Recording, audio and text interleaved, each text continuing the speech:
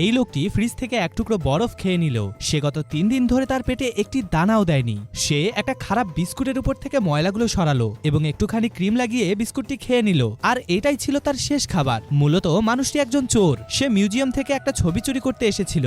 সে ছবিটি চুরি করে বের হতে গিয়ে দরজায় ভুল পাসওয়ার্ড টাইপ করে ফেলে, যার জন্য সিকিউরিটি সিস্টেম চালু হয়ে যায় এবং দরজা জানালা সব একদম বন্ধ হয়ে যায়। গত 3 দিন ধরে সে এই মিউজিয়ামে আটকে আছে। সে পানি খুঁজতে লাগলো, কিন্তু রান্নাঘরে এক ফোঁটাও পানি ছিল না। সে বাথরুমে গেল, সেখানেও পানি ছিল না। এবার সে রুমে থাকা একটা ছোট্ট গার্ডেনে গেল।